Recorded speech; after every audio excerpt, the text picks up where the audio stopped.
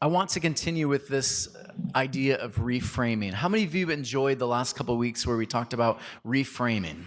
What it looks like to reframe. Some of you, you've texted or emailed and you've said, I'm kind of all over the place now.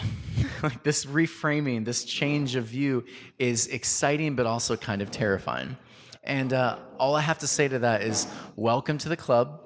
You're not alone. Good?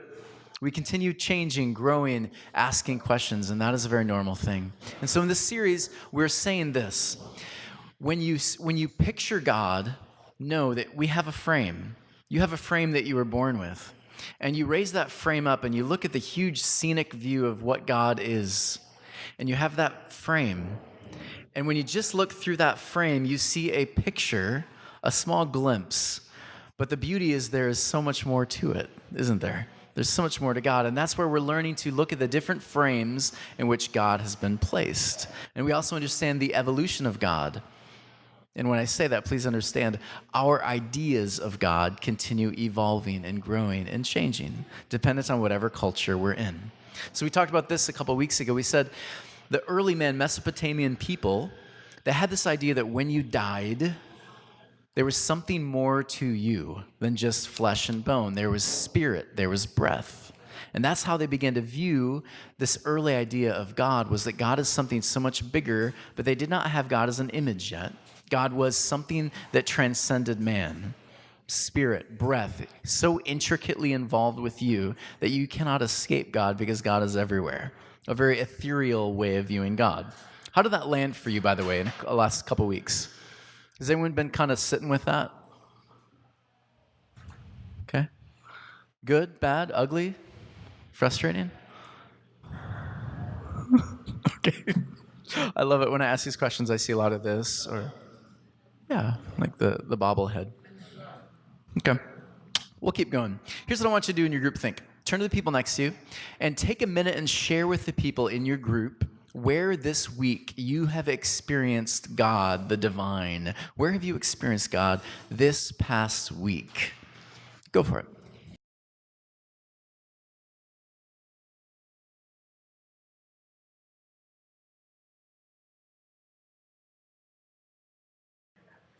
So many of us grew up with certain images.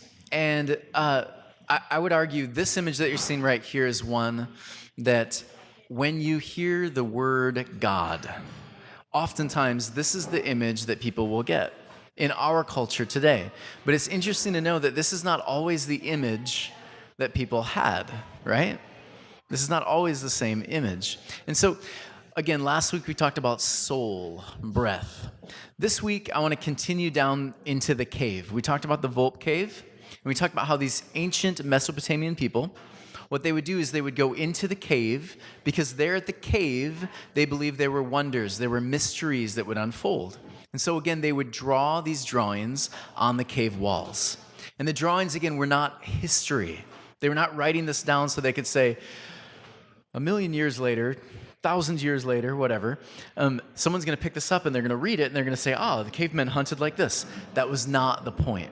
And so we understand that for them, they were drawing images of how they perceived God. And the early ones, when you see the beginning drawings in the cave, always had spirit, always had the idea of breath, that kind of God that was breathy, spirit. But as you moved further down, what they found is really fascinating. They have an image that emerges because as they went deeper and deeper, archaeologists, into these caves, they saw on this wall, high up on the wall, they saw this image. Right there, this is called the sorcerer. This image of this thing with this big flowing beard. It had feet like a man. It had kind of a torso of like a deer, right? Had antlers, ears like a bear, paws like a bear, a tail, but it also had a very human kind of characteristic to it. And so we found this, and many people say anywhere from like 16,000 BC to wherever. Again, some of us, we argue back and forth on timeline, all of that. But here's the image that they found, and this image was very different than all the other images there on the wall of the cave. And so what they immediately assumed was this was a picture of a shaman. And a shaman was basically someone who was like a magician, someone that could walk in both sides of this world and the spiritual world. That's what they assumed at first. But here's what they noticed when they started doing more archaeology worldwide. This image, the same concept of this image was seen all over the place. This image. When they began to understand is there were also offerings that were set in front of the image, burnt offerings. And they began to understand this is one of the first images that they have archaeologically found of how they perceived the divine. Isn't that interesting? Is that how you picture God? Okay. This is exactly how they did.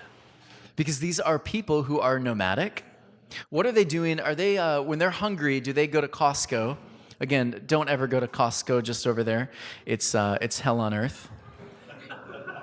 It's bad. It's just bad. But they couldn't just go to Costco, could they? Well, no. What did they have to do?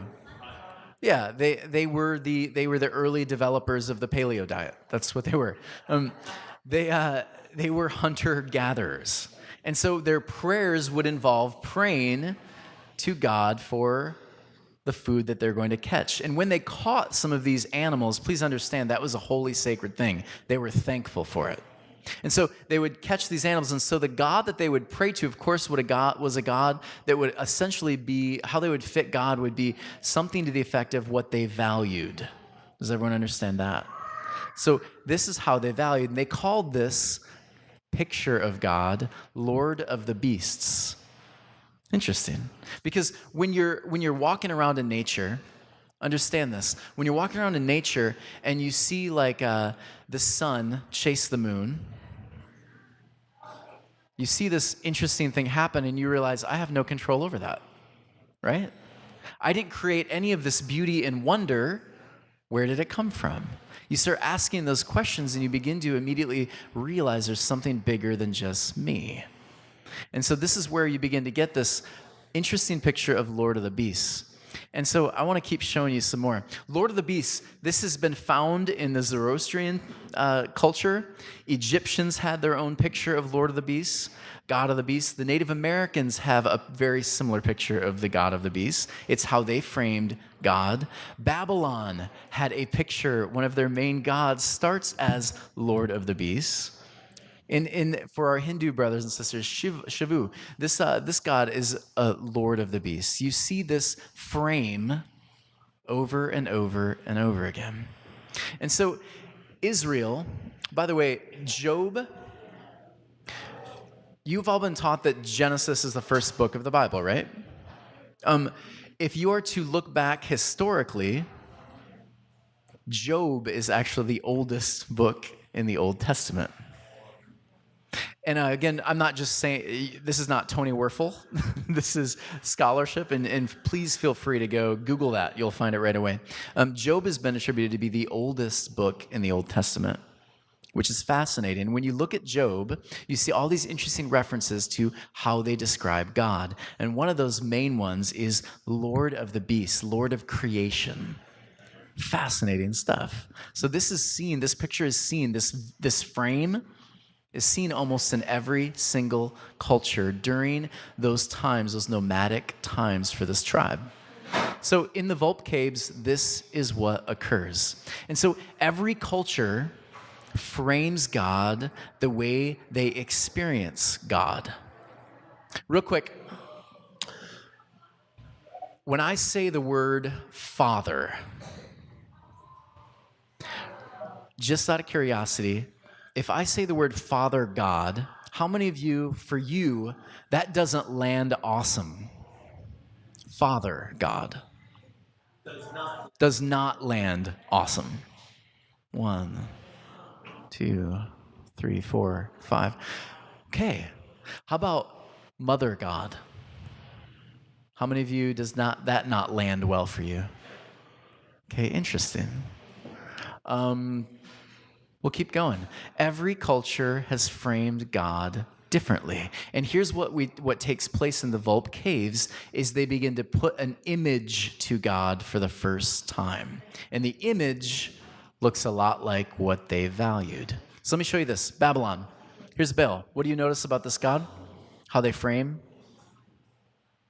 It's got like an animalistic kind of, yeah, like, yeah, lion body, right?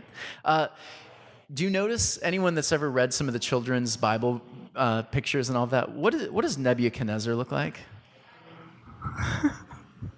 Yeah, I find that really fascinating. When you begin to look at some of the pictures, depictions of Nebuchadnezzar and Babylon in general, you'll see this kind of imagery used. Not a surprise. Do we know what Nebuchadnezzar actually looked like? No, but we know what the god looked like.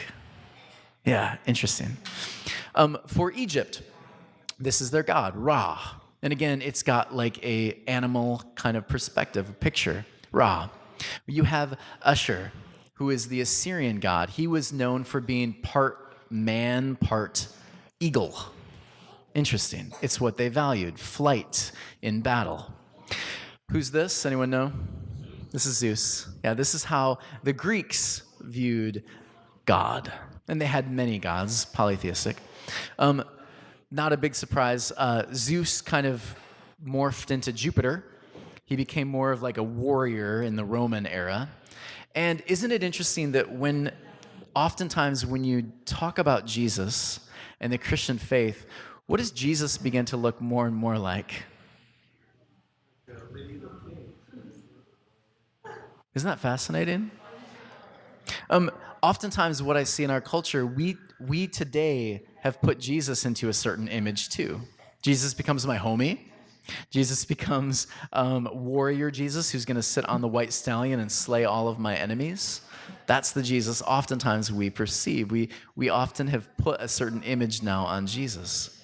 And so all of these different images, here's what I want us to do with this. Because again, man, oftentimes our theology says more about our experience than it actually does about God. But we're doing our best to frame and understand God as best we can in the culture we're in. And so I've got some pictures up here, and I thought it'd be interesting in your groups.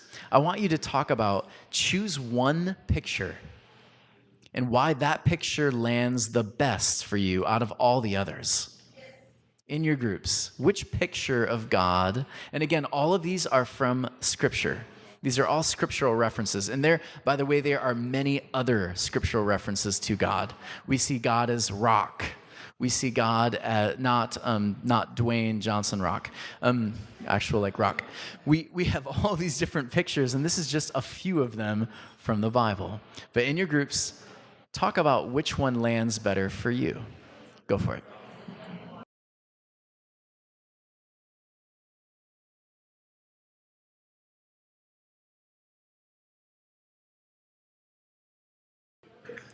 All right. What I want to do next, I do this carefully but also excitingly. Many of you, well, let's just take just so you can all see, who chose mother figure as like, that's how I see God, mother. One, I'm surprised there's not more mothers. Okay. Father figure. 1, 2, 3, 4, 5. That is kind of the one that many people see through New Testament. Okay. How about God up there looking down in like a kind of human form, looking down at creation from somewhere up there? Okay, good. 1, 2, 3. Okay, got it. Yeah, on the throne. Yep. No. Okay. What about the picture of the eagle? Okay. By the way, the picture of the eagle, for an early group of people, these Mesopotamian people in the Volp caves, they would have laughed at the other images, and they would have said, "Well, obviously the eagle." Isn't that fascinating? Okay, good. How about the Zeus-like character? How many of you thought, yeah, that's definitely the picture? Okay, interesting. And again, for a Greco-Roman culture, obviously. The other pictures would have been laughable. A weak father or mother, right? That would have been laughable. An eagle, maybe more so, because the eagle was a sign of strength for that culture. Whereas for Israel, it was a dove, which was laughable to them. You guys can see some of the symbology. I couldn't say that. How about the one on the bottom there left, the more ethereal universe goddess Force, who kind of was connecting with that one? Okay, interesting. All right, so here's some other pictures I want to throw up on here, and I just want to see how these pictures land, because these are other pictures that I've seen online other people use to attribute to how they see God. So let me share with you some of these ones. So just take a look at these images now. And here's what I'd like you to do. I want to open it up, and I want you to just tell me, here's what's floating through my mind right now as I see these pictures.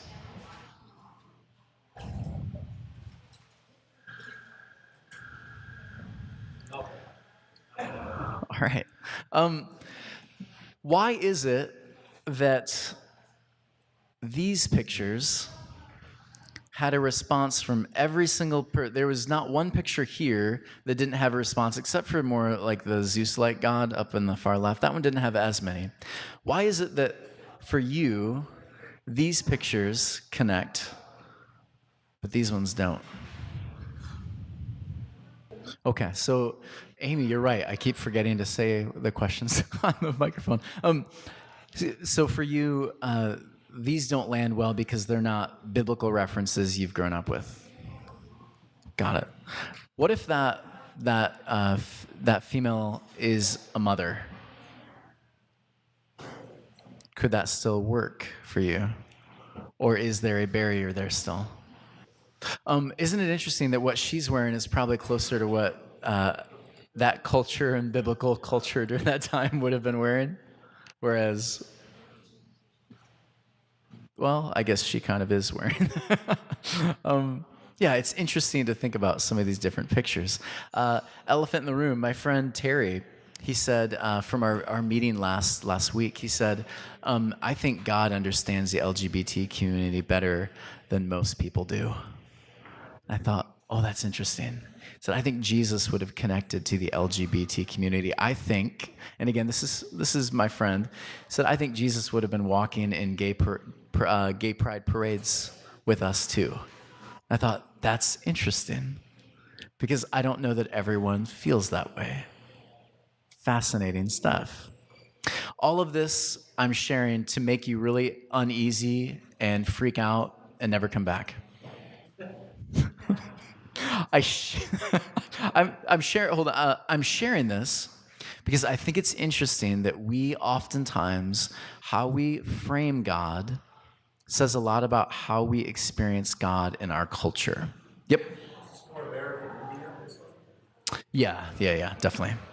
You can see that through the wolf, and that's how in a Native American culture you can see God. Oftentimes they viewed the divine as a wolf, or what's behind the sun. I mean, it was never actually the sun, it was what was behind it. So let me keep moving. For Jewish culture, they actually found the idea of putting God in an image to be distracting. Here's your time to finally breathe. They found that when you begin trying to put God into an image, the image says more about, it has the potential to say more about you than it does about the divine. And so, ever see Jewish people wearing skull caps? Ever wonder why they're doing that? It's not just to hide their bald spotting, if that's taking place. There's actually a reason for the kippah, the yarmulke. The idea behind this is that there is this idea in Judaism for the Hebrews that said, God is beyond our understanding. There's always going to be moments where we can't see fully. And so we hold the idea of what God looks like, even how God interacts with each person individually. We view that as a mystery, something beyond us. And so when it comes to how God looks as an image, they would often call that idolatry. When you began to create an image of what God looked like in your image, they said that's idolatry. That's actually worshiping your image, your values, instead of God's, which I find really, really fascinating. And so when they talk about God as Hebrew people, here's how they do it. They use something called negative theology. So throw out some ideas. What is the very opposite of God to you? Hate. Good. What else? Opposite of God. Sin. Ego. What? The devil. Good. We have, yeah, good. Injustice. Yeah. So what the Hebrews would do is they would say this. When we strip away enough of those things, some ideas begin to emerge. Is it the full picture? Well, no. But it's something beautiful that comes out of the negative theology, what God is not. And that's why for them, they oftentimes attributed God to breath, God as these things. The poets would say God is like a this and this and this, but did they actually mean that God is a literal eagle? Well, no. They said the actions of God is like a nurturing mother, a loving father, a warrior who fights for his people, right? The actions of God. But the minute you begin to put God into an image, the question I would ask you to ask yourself is, does the image look more like me than the actual mystery unfolding in front of me of God? That's the real beauty here. There's a story from the 70s, and it goes like this. There's this astronaut, and he was going to go into deep space. And all of these people, they said, will you please take careful note of what you see when you're in space? And he says, absolutely. And then they came to him and they said, we need you to describe exactly what God looks like when you get up there. And he said, sure thing, no problem. And so the astronaut goes up into space and he sees the mysteries of everything, right? He sees the black holes and he sees the stars and he sees how tiny Earth is. He sees it all. And there in space, he sees God. And he comes back and everyone just rushes him. They want to know, what does God look like? And so the astronaut, he smiles and he says, she's a black woman. I saw her in the stars. I was pulled in by her gravity. I saw and experienced her warmth. I saw her in the loneliness. By the way, I purposely put Michelle up there to mess with you further. I saw her, I experienced her. I felt her in the loneliness, in the grief and the pain. She was as close to me as the air I was breathing, as the gravity that was pulling me in. I felt her there. And these people, they listened and they said, you're mad. You are absolutely crazy. That's not what God looks like. And here's the beauty of this thing that we do weekly, is that we are stepping into madness every single week. It's what we do. But the beauty is we're not stepping into this crazy journey alone. We're stepping in it together with a bunch of other astronauts who are out there doing their best to capture glimpses of the divine. And we have this beautiful opportunity that every single week we gather, more and more images appear. And as we sit around these tables, we have an opportunity to share those images as they come. And the beauty is we don't have to sit here and argue that your image is better than my image. We can say, that is a beautiful picture and framework. And I can now add that to my growing framework of who God is. And so I am so thrilled to join you guys every single week as we continue framing the divine, understanding that it's a bigger and bigger picture. Will we ever get the full picture? Well, I think the beauty of this is that it continues growing and expanding bigger and bigger and bigger. Isn't it interesting that the universe continues expanding every couple seconds? With that understanding, why wouldn't God? Yeah, it's beautiful. Anything hit you right now? Anything land with you? Any questions, comments? Anything come up before we have our awesome musicians come up and sing? Yes, Will? Right. Yeah, I love it. Yeah, God continues to expand and grow, and Jesus uses. Could Jesus have said, "My friends, God is as close to us as your iPhone is"? Oh, no. But we can make that comment today. You can't seem to get rid of that thing, can you? There's a lot of interesting things we can say today, examples, metaphor that's rich with us today, and we can borrow from the past images too. Really kind of fascinating. Any other questions, comments? This is good. I like that Betty was not repulsed by the images she didn't agree with or hadn't ever thought about before. You're saying, I'm curious to hear their perspective on where they see God in that image. That's beautiful. Good. Anyone else? Oh, yeah. I'll get to you. Anyone else? Questions, comments, concerns? This was fun. Did you guys enjoy this? I enjoyed this too. And so again, over and over again, my prayer is that we continue growing and understanding that every image that comes up, we learn to see the different frames. Will we agree with every single frame that someone gives us? Well, maybe not. Maybe some of them aren't going to land well. Maybe some of them, maybe they're negative theology. Maybe they're just, well, God is not that. We know that through Jesus. Like that, God is not hate, right? But those things grow and they shift and they morph.